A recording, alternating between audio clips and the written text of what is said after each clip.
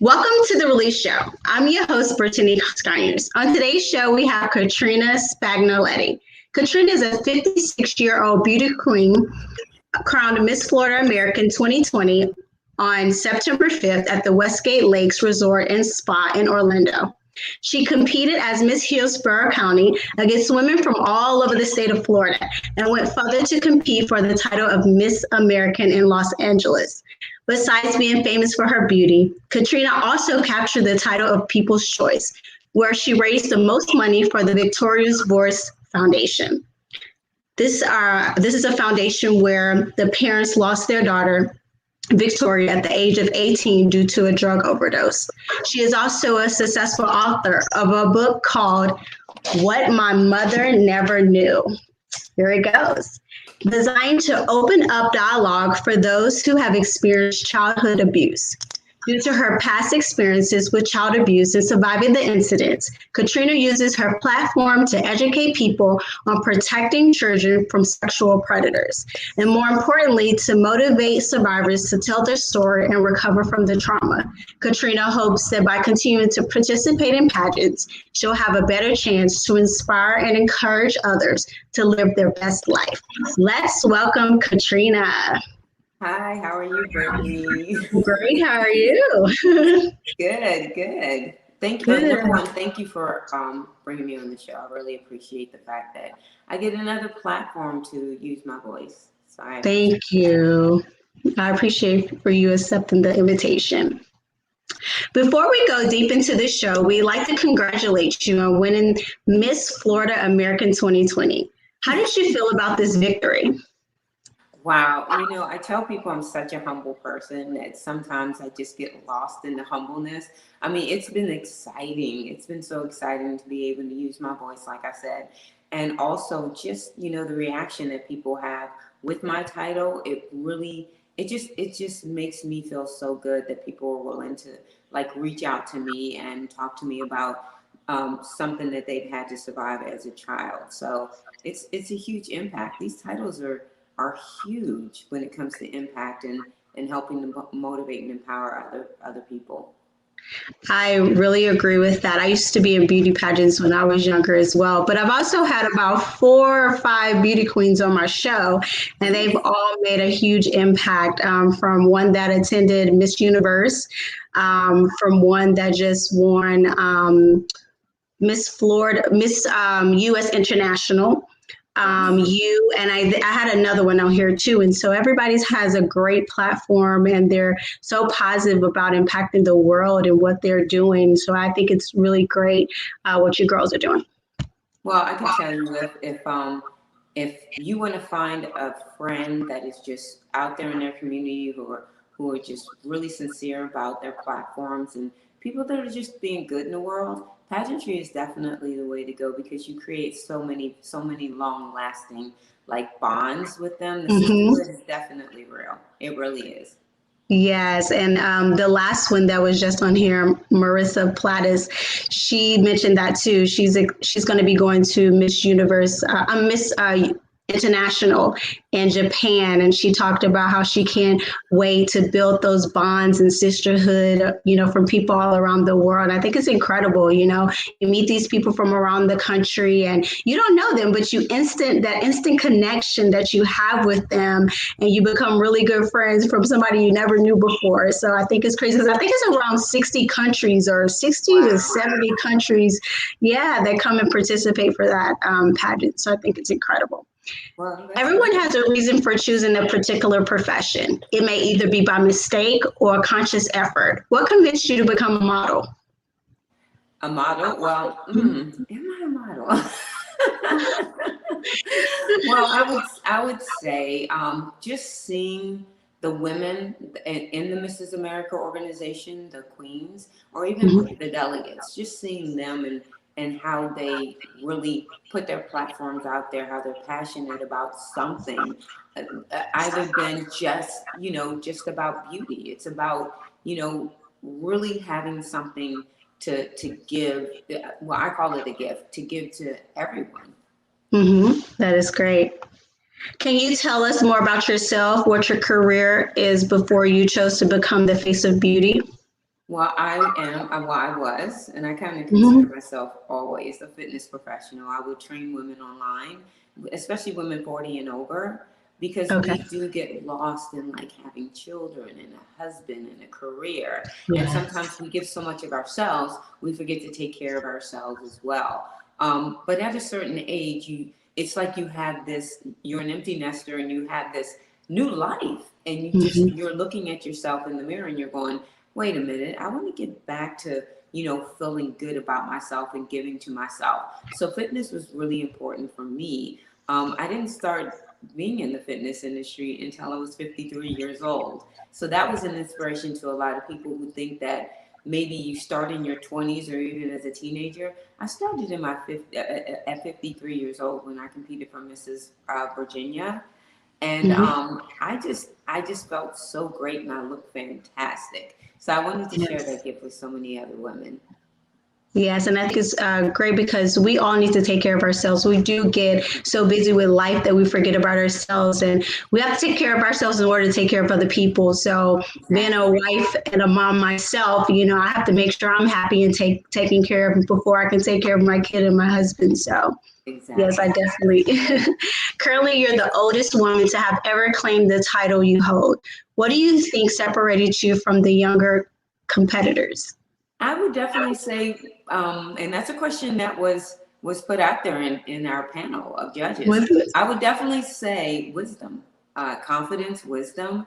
I just can't imagine being 56 years old and not being wise. Like Right. there's so much that I learned, and I thought I was finished learning, but I jumped into pageants, and my wisdom just became greater and greater. So I think it was definitely wisdom and the fact that I can go in there, set myself strong, and just be confident to get that crown.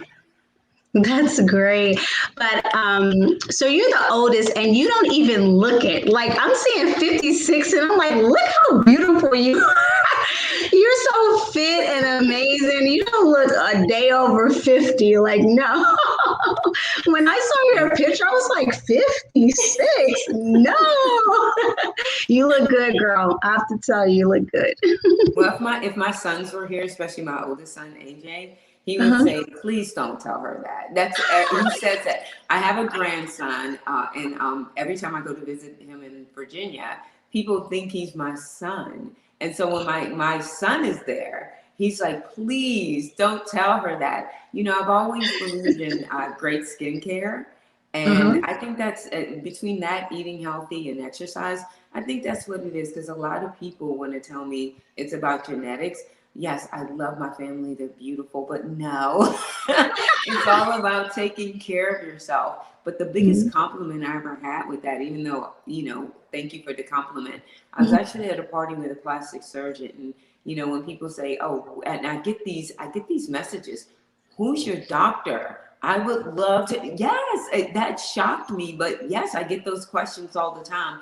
But the plastic surgeon, he knows Botox. He knows when people have stuff done. And he said to me, he's like, when I saw you, because he was one of the judges, when I saw you in the judges panel, I was like, I cannot believe she has aged so well because he knew I had nothing, absolutely nothing done to Wow. myself. So I'm pretty proud of that fact. I really am. It makes me Yes. happy. Yes, and you should be because I live in Florida and you do too, right? Yes. You live in Florida?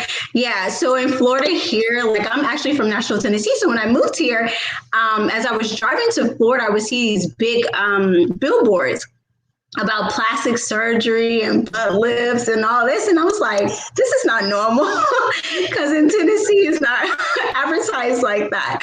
So, that is a great compliment because Yeah. there's so many people who have it. I'm not against it if that's what people Oh, no, want, not at all. but I'm personally not going to get it unless, I have to get it or, it's an emergency or something like that. Right. But that's incredible. I love it. But, our skin is just so beautiful. And, Yeah. thank God for that. Yes, you really have to take care of yourself. And there's a lot of things out there that can help you, but I like the natural way the best. Yes, me too. During one of your interviews, you mentioned being a professional trainer that Mhm. helps women live healthier lives through exercise and meals. What got you into this job, and how do you pair it with your career as a beauty pageant title holder? Well, I'll tell you, when you compete for at 53 years old in your first pageant against women 30 years your junior, you have to really come strong. And so I decided, okay, I'm just going to develop this program. And I learned, it took me a year to really learn what was good for me and I feel is good for everyone else. But it's something that's been out for centuries and it hasn't changed. Eating healthy, exercise, that is what got me to where I am today. I mean, that's all I do. It's nothing, it's not a big secret. But when I discovered that and I lost like 15 pounds and toned up so well at the age of 53, when they tell you it is impossible to do, I proved them wrong. When I lost those 13 pounds in 2 months, I said, okay, I wrote everything down and I developed this great plan that works for everyone. And I still hold on to it today. But as I go into get closer and closer to pageants, I do a fruitarian week where I eat only fruit, and I put a little protein in there, like cottage cheese. That's a good protein to keep that energy up and keep you going. And I also really go strong the week before I have to compete when it comes to exercise. Okay, well, that's good. I might need to get that plan, girl. Right now, I'm pregnant, but afterwards, I got to drop this weight. Thank you. I have to drop this weight, so I might need that plan. Well, I'm always there if you need me. It is a very easy plan, and it's something that you can create a lifestyle with. And that's the thing that I really wanted for women to make this a lifestyle. It's not a diet; it's a lifestyle. It's something that's never changed. Right. Yeah, I think that's the problem is that people get on these diets and, like the keto diet and all these different things and they see the results, but then they go back to eating how they want to. So like you said, you have to make it a lifestyle in order for it to be permanent. Exactly. Mm-hmm. What are some of the things you do to stay fit and radiant throughout? Well, I do run. I'm running now, but I mean, walking is just as great as running. I walk 4 miles a day. I live in Florida. We have some great scenery here. So I look forward to that every single day. I try to go into the gym at least 3 times a week. Right now I have a side injury because my husband is my trainer. And we overtrained one day a few months ago, and I think I got an oblique injury. So that was devastating because you can't function when you have an injury. And I didn't slow down. I didn't take my own personal training advice and slow down. So right now I'm still mending and healing.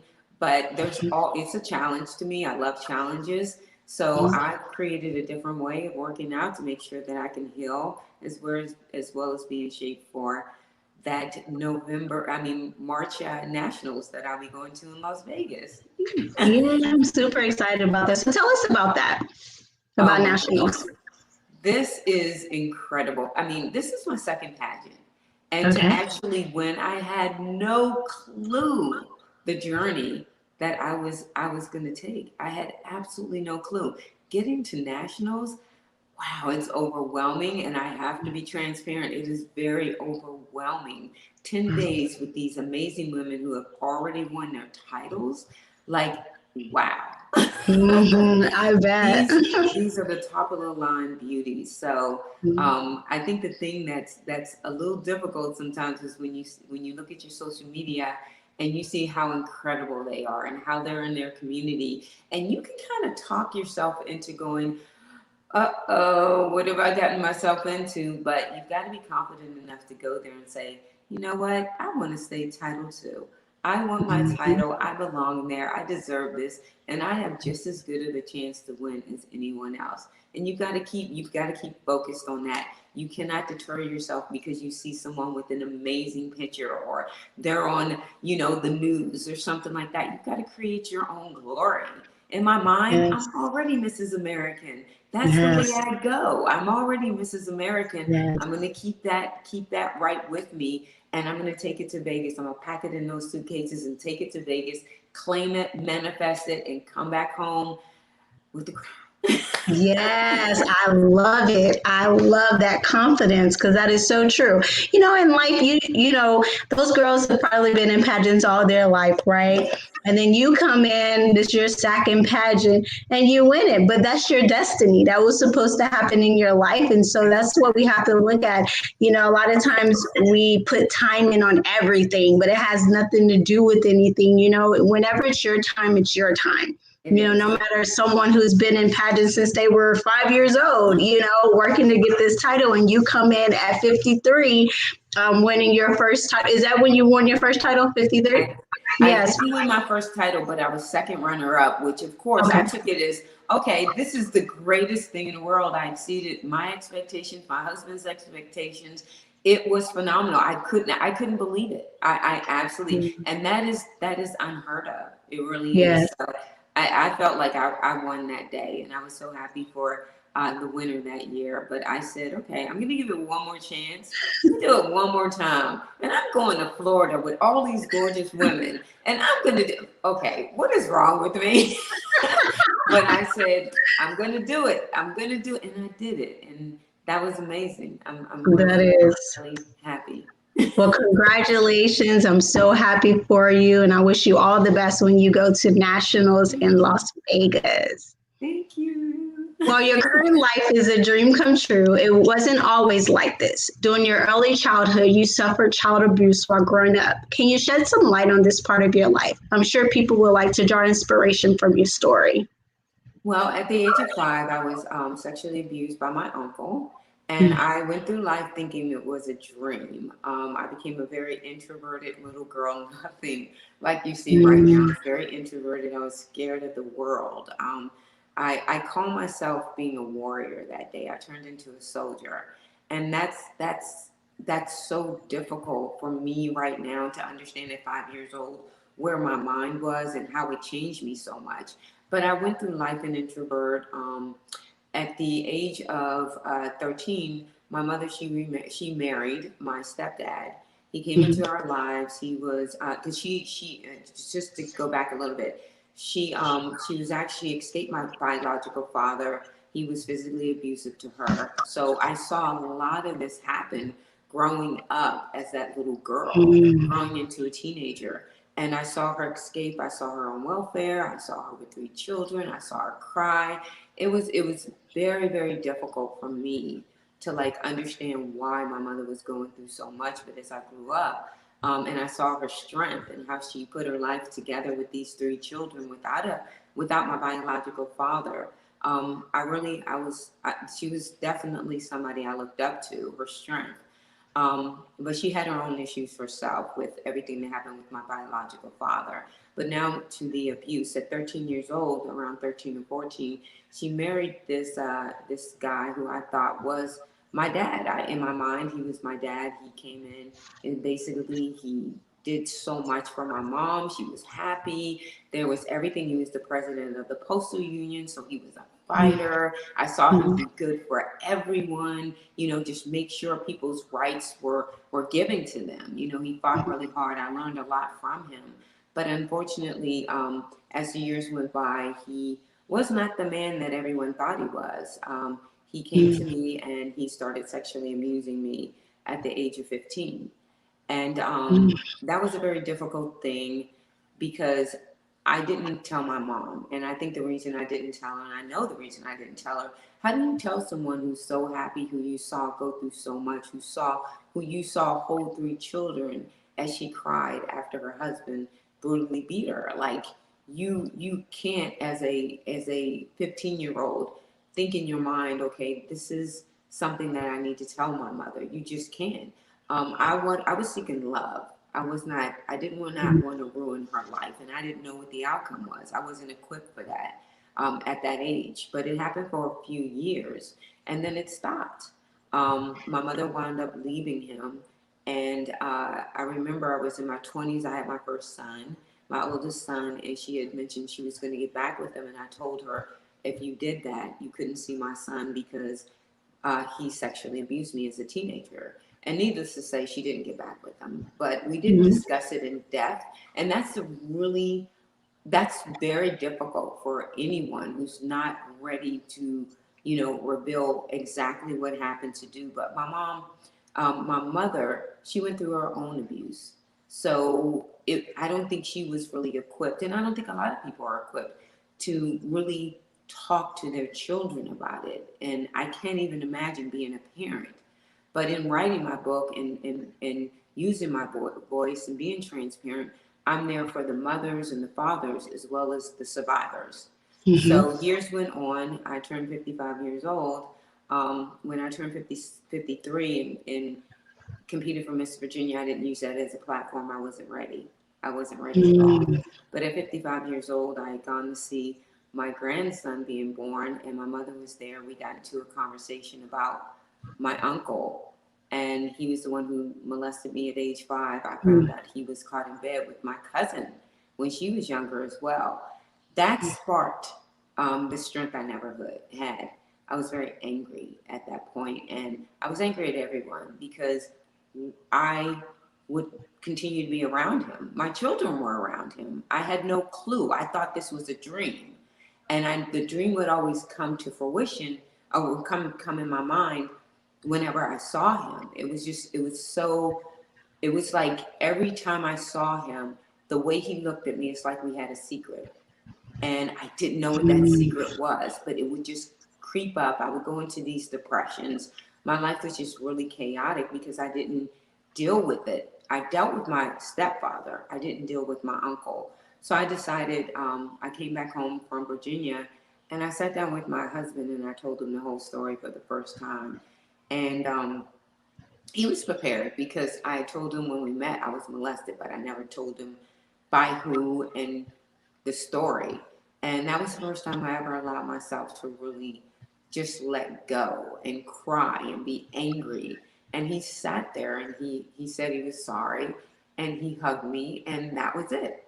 And gave me that safe place to continue to talk about it.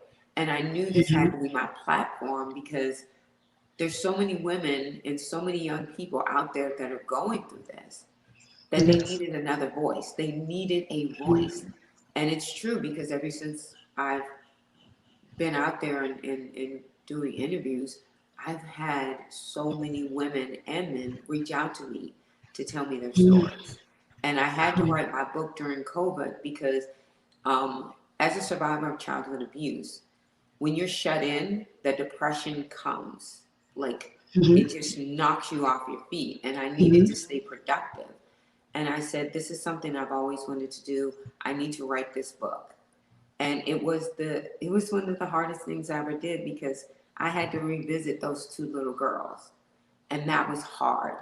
But my husband was there to help me through it. And he was there to say, we need this story because if you don't tell this, there's so many women who are going to have the life that you had of chaos and depression.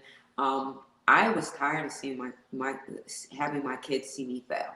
And that's what happens when you hold stuff inside. You fail. And people around you who you love and you want to protect see you fail, and it affects their lives. And I'm not the kind of person, not the kind of parent that would sit there and say to my kids, oh, woe with me because that happened. I did this or I did that or you saw me. No, I own it. I own the actions that came from being abused. And one of the actions were anger. I was very angry. Bad relationships. I was very angry in those relationships. And I say this all the time. I'm ashamed to say this, but physically, I was not. I would lash out physically when it came to my husband's. And I had to write these things and say this because, you know, they see this crown, they see this sash, they see this dress, and they think, oh, you know, there's no way she could have that kind of life. I did. But the thing is I healed using my natural tools of fitness and health, pageantry, as well as eating right and exercising and therapy. And that's something that anyone can do. Anyone can do that. That is so true. Anyone can do that. And I'm so happy that you are sharing your story because you are inspiration to other women out there. Like you said, people have reached out to you. And that's very important because you just never know what someone is going through. And by hearing your voice and hearing your story, that may uplift them to get out of a situation that they're in. I personally went through depression. I was not sexually abused.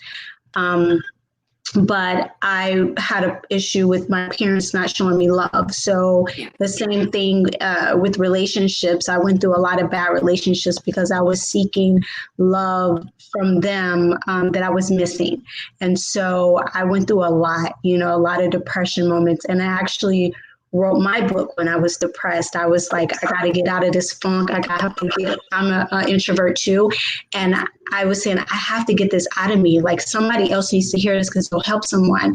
And I remember having my mini laptop and I just started typing my feelings and just pouring it out, crying and just trying to get it out of me because I'm like, this has to get out. And I went to therapy too. But that book for me personally was therapy.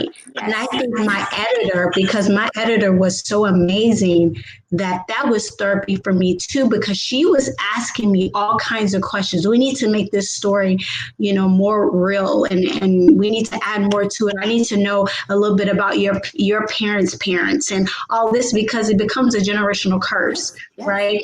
And so she wanted to know all of these things and it was very important. And when I tell you, when I was able to release that book, I felt so much better. I forgave my parents. I was just like, I felt so good. And it's amazing how just getting it out of you makes you feel so much better. And when I would tell people I went through this, do you know they would look at me and be like, you did not go through that. And I'm like, yes, I did. Like, yes, I did, but it's the women we were supposed to be. Right. That's the way I put it. I'm not the woman I was supposed to be. Yes. And just to let you know, what you went through, that is childhood abuse. Yeah. Okay. Yeah. With a lot of people don't understand that. A lot of people don't understand. Just because I was sexually abused doesn't mean that my symptoms aren't the same as someone who might have not been shown the love that they had for their parents, or two parents arguing all the time, or being bullied. We all have the same symptoms. And a lot of women come to me about the sexual abuse, but I'm open up to whatever someone has gone through. Depression is real. When I hear someone committed suicide, I understand that deep, dark depression. Like, I understand it 100% because I was there. I was there at the age of 15 because I didn't know how to stop this. I had no clue how to stop this, and the only way that I thought was to kill myself. And luckily it didn't happen. So I'm very happy now. I'm very happy that, because everything that I have, the person that I am, like, I couldn't imagine not enjoying this, not living to be the person that I am today. It feels so good to have children to love, to have a husband to love, have a grandchild to love, have friends to love. Like, that feels amazing. Yes, it does. And I was at that point too. I actually tried to commit suicide twice. And one time I really was about to. It was like, well, I didn't know if I'd end up dead, but I was driving really fast on the interstate. I had just left my class in college and I was driving really fast on the interstate and I turned my car to try to hit the wall, and then something made me turn the car back and the car was going like this, and I grabbed control of it. And I pulled over and I just started crying, just begging God to just help me through this, to get me through this, because I didn't want to be like that. I didn't want to end my life, but I was tired of going through the pain. Like, I didn't understand why my life had to be so painful, but I showed it differently around people. I was always so happy and jolly and fun. But as soon as I got back home or in my car, it was like I was just depressed. I was just so depressed, and I didn't want to be like that anymore. So I just kept praying to get out of that, and I did. And I've not been depressed, oh my gosh, for so many years now. And I just thank God for that, because, I mean, depression is real. And anytime I hear somebody talk about it, I'm like, listen, talk to me. I will help you, guide you, get you some help, because I know I've been in that. I've been in that position where I wanted to take my life, like, seriously. I used to live by a lake. And one night I was just sitting in front of the lake, you can park in front of the lake. And I wanted to take my car and just like, I had like the car was in park, but I put my foot on the gas, and I just wanted to just like drive my car into the lake. You know, there was many times I just wanted to give up, and nobody knew I was going through this. I remember when my mom broke into my apartment, my mom and my aunt, because they're like, what is going on with you? You're not answering your phone, this, that, and I felt bad because sometimes when you're going through this, sometimes you bring other people down with you. And I was bringing that burden on my mom, and it was not right. You know, I didn't know at that point, but I was hurting. You know, I was blocking myself out of everybody's life. Like, I didn't want to talk about it. I didn't want my mom to know that I was going through what I was going through. I really wanted to just be happy. You know, I didn't want people to know that I was depressed. I didn't want people to know that side of me. I wanted to keep it to myself. And I remember them coming in and breaking into my apartment, beating on the door. I locked myself in the closet. It was crazy. I mean, I have been through it, and I'm so thankful that I'm not at that stage anymore. So if there's anybody out there who needs help, please feel free to reach out to either one of us. I'm sure that we can help you and guide you in any way possible. But Brittany, let's take it a little further, because even though I'm so happy, you know, you still get that depression. You still suffer from that depression, but there's a difference now. You know how to reframe your mind and go on to make yourself happy. Yes. And that's what all this is healing is all about. Because I don't want to give people the idea that when you heal, your life is happy all the time. No. You just understand how to get out of that depression, and life is so much better. The thing about us not wanting to talk to people or tell people what's going on, for me, it wasn't about being shameful and looking weak. It was about, that's something I practiced since I was 5 years old. I practiced taking care of my own issues, not going to anyone. So when you become an adult, this is what you do. You're just conditioned to, if something happens, you keep it to yourself, not because you know anything else, but you're so used to fixing it right away, focusing on fixing it. And that was something I had to stop doing with my husband, because he would think I wore this superwoman cape, and I was like, sweetheart, I go through my days that I just go in the room and cry, and he's like, but if you don't tell me, I won't know how to help, or I can't be there. And it took him a while to convince me of that. And now it's like, okay, I need to have a conversation with you. And I need to tell you that I feel this way. It has nothing to do with you.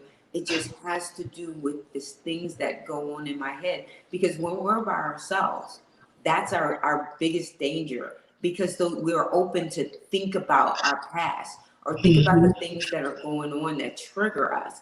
Like, it's very difficult, and people are like, you're so busy. I'm busy because that's how I have to go through life, so I don't have to sit back and just go, okay, I remember when this happened.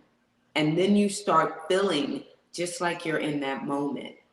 And you're just building up all this anxiety and it just comes out as depression. So we have to keep ourselves open to going to someone and saying, okay, I need to tell you how I feel right now, but it has to be the right person. You can't just go to some people, because I've gone to some people and they've thrown it in my face when they've gotten angry at me. So that right there makes you think you don't trust anybody at that point.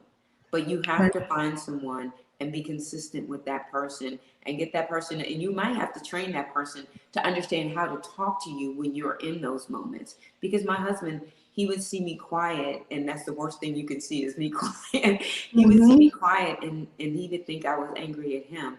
No, that's not fair to him. So I had to learn how to open up more when it came to, you know, how I felt. I can't always be that soldier and that warrior. I can't fix it myself. I have to share it with someone so they don't look at me and it affects their life. You know, I really had to recondition myself for that. That is true. I do. I still like if I go through something, of course, at this point, I know how to deal with it. I know how to deal with life now because of what I've been through, and my therapists have helped me and guide me through whenever I'm faced with a challenge in life. And it is true. I'm very private too, still to this day. I don't know why. And yes, I do know why. It was because of my upbringing. Yeah. I tell you, I never knew how to express my feelings to anybody. And still to this day, I still don't.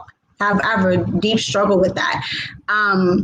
Because my mom and we used to write each other letters. We used to live in the same household. And if I felt some kind of way about something, I would write her a letter and she'd write me back. We're literally in the same house.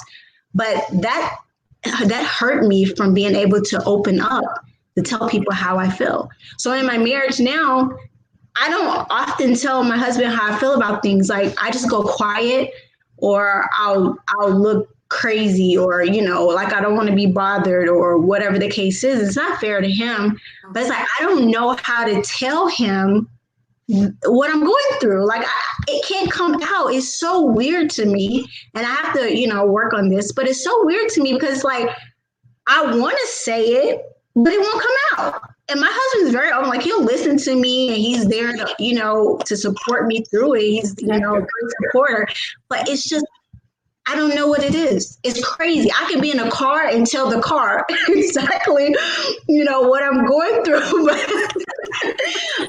I do that. Like, I can't. That's so funny. I thought I was the only one. I can be in the car doing it, but it's like my husband's like right here to support me, and I can't do it. It's so crazy. I don't know. I have to work on that.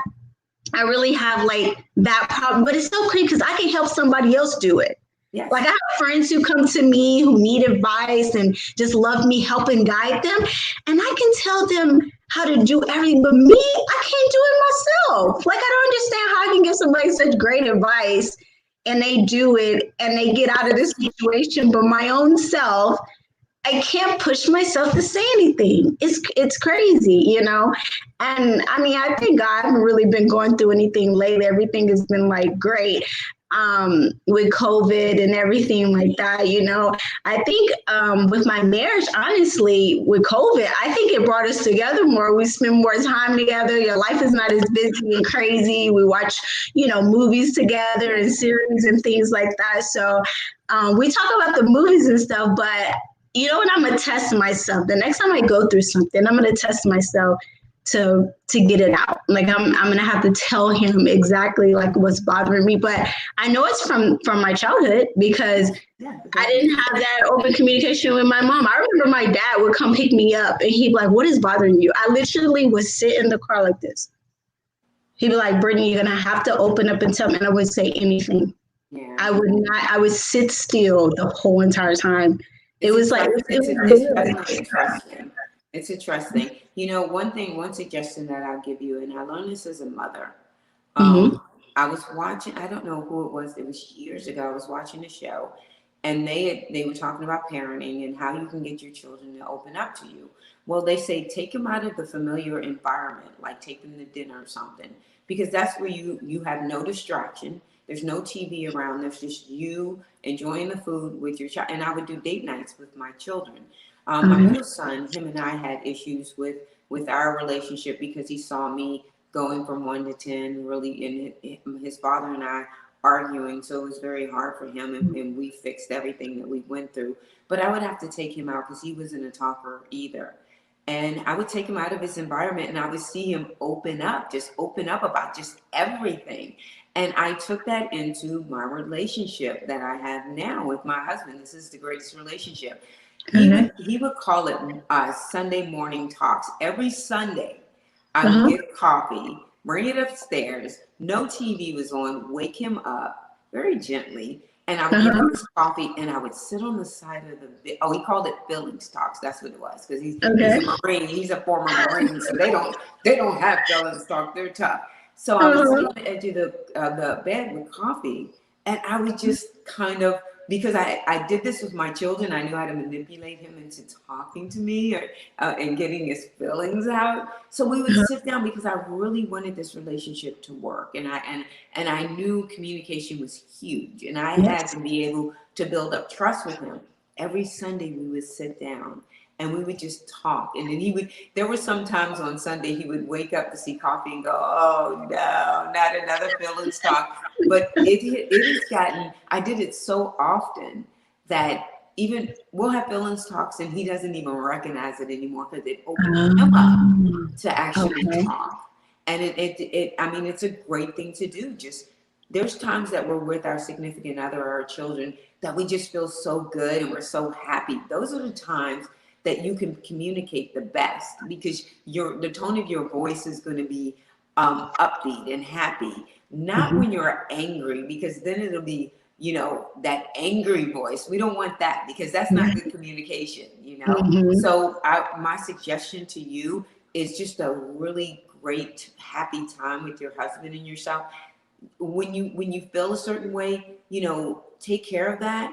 But if you don't know how to talk to him when you're there, you know, maybe there's a time when, once you reframe your mind and you're out of that depression or out of that sadness, you make a special dinner and you just sit down with wine and you're like, you know, sweetheart, I went through a lot as a child. I just want to tell you some thoughts that I had today. And that's a way, because you have to practice. You got to continue to practice, but you got to start that first session of saying, you know, I just want to share with you, and maybe you can help me with this. Today, I just thought of when me and my mom, we wrote notes to each other, and that just made me feel so sad. And he's going to learn. My husband says to me, he learned so much, and it makes sense, the person I am to him today. Before, I would never tell him anything. Now, it's like, I cannot shut up. And he's like, it makes so much sense now, knowing the person that you are. This makes sense to me, because he's learning so much about how I feel. Yes. And you know what? I take this back. I do talk to my husband about things, but it's like when I'm going through something like really serious and I just kind of want to keep it in and kind of get through it myself, like I don't tell him. Like I tell him about all kinds of, like I have an open communication with him. We have, you know, I tell him all kinds of stuff, but like certain little things I want, and I don't know why, but I'm going to take your advice and I'm going to do something like what you do. And maybe I'll get used to having those conversations. Yeah, you got to practice. These past adverse events contributed to the wonderful woman you are now and compelled you to write a book titled What My Mother Never Knew. What can readers expect to see and learn by picking up your book? Well, they're going to, number one, learn how I healed, and I have my copy here. They're going to learn how I healed and how I became the person that I am today. A lot, like I said, I should not be the woman that I am today. And I'm very proud of that person. I'm very proud of that woman that you see, that you're talking to right now. I'm not proud of her because maybe I don't look 56. It's because there are things that I did not realize that I have gone through. And if I was to hear the story from anyone else, there would just be tears flowing everywhere. I don't cry anymore. I make decisions that are healthy. You know, I never thought that I would be the person. I never thought I would be in any type of pageant. Come on now, 53 years old. Who would? I wasn't raised like that. I wasn't raised with confidence. I wasn't raised with anything. I'm very proud of the person that I am today. And the thing that will get me from 1 to 10 really fast is when you tell me that I'm not that person, because I worked too hard. I worked so hard to be the person that I am, because I feel I'm graceful, I'm generous, I have a good heart, I'm compassionate, and nothing in there you're going to hear, I'm beautiful, I have a great body. That's nothing compared to what I have had to do to make the inside amazing, and what I'm continuing to do, because I'm not done yet. I'm not done building Katrina yet. I am not done. I have a long way to go. Yes, we're all working. Yeah, my book is going. You're gonna have some laughs in this book, because it's pretty funny. My husband was my editor, and he has a great sense of humor. So he put a lot of funny little bits in there. I didn't want anyone to focus on what happened to me. I wanted them to focus on what I did to heal and what they can do to heal. That's a book. A book is not crying all the way through the book. I want people to be upbeat and happy. I really do. That's great. That is so amazing. Your husband was your editor. How cool. This is what he does for a living, but he does it in a technical way. So I was like, okay, maybe he could do it in a non-fictional way. And he did a great job. I'm really proud of him, and he is my biggest support. Like I never thought I would ever find someone who could support me the way he does. And it's not only his support, it's me trusting him enough to support me the way that support you. That's the key. That's amazing. As time progresses, do you plan to author more books to inspire other people? Of course, I want to be a career author. Of course, I want to have another book come out. I'm taking it one step at a time. I do want to revamp my book a little bit more, make it into a movie, but it's definitely something, another journey that I want to go on to have another book, because I honestly feel it's not enough people are writing about this. They're not. And I want to do it in a way where it's not so difficult to understand. Everything I do, I need to break it down for myself in a very simple way. So I want the people who have gone through what I've gone through, or women who don't understand how to get to be motivated or inspired, or motivate themselves and inspire themselves. I want it to be so simple, because it is. It is very, very simple. We've got to jump some hurdles, don't get me wrong. But it's simple, because the mind is such an incredible gift. And we have the power to control what we think, how we live our lives. No one has that power. No one. And that is, when you realize that and feel it so deep inside your psyche, that is the way to create a healthy life. Yes, thank you for that advice. That is so true. As a motivational speaker, you use every chance you can get to inspire people and reveal the true champion they are inside. What drives you to do this, and how do you plan to make your voice louder in the future? I said before, I don't want my kids to see me fail. And even though they're all grown, I still think about that. I still think, okay, I'm in a great relationship. I don't want them to see another relationship gone. I'm in a good place. I'm an author. Like, I am, as a parent, you sit there and you're like, oh, I cannot wait for the next proud moment with my children, because I get a lot of those. But they're looking for the next proud moment of their mother, finally, because they have gone through a lot with me. They really have. Luckily, it wasn't anything dangerous, but just to see the way that I lived my life and the failed relationships I had, they're impressionable children. I'm the woman that they look up to. And I don't think that I gave them the best me, but they understand why, and they're okay with it. They forgive me for everything, because I've said I'm sorry a lot of times to my children, and a lot of parents don't do that. A lot of parents don't understand. Our children they're the ones who love us the most. They're going to feel most of our pain, and we have to say sorry when we mess up. No parent is perfect, but if you're making those huge mistakes, you have to sit down and say, I am sorry for what I did. I did not know it affected you this way. And that's what I do. I even do it now. It can be something very small. I'm like, yeah, I know. I put you through this. I'm sorry. I have no problem with letting my children know that I was wrong, that I know I wasn't a perfect parent. Because guess what? When they have children and one does, they know they can't be perfect parents. We're going to make mistakes. We just have to be really careful about those mistakes that we make, and make sure that they're really, really big, that they'll affect the next generation. That is so true. Anytime I have anytime I have an issue or I do something, I always tell my daughter, sorry if I'm at fault, Because we're a fallen human, we're all, so I always tell her I'm sorry, I'm so sorry, because I don't want her to ever feel like, she can't talk to me, or I'm mean or angry all the time or anything like that. So I try to apologize when I'm in the wrong, but when she needs to know what she needs to know, I make sure she knows it too. Yes. Well, please let everyone know how they can purchase your book. I got mine off of Amazon. Well, you can purchase my book off of Amazon. If you want a signed copy, you can go to my website. It is katrinaspagnoletti.com.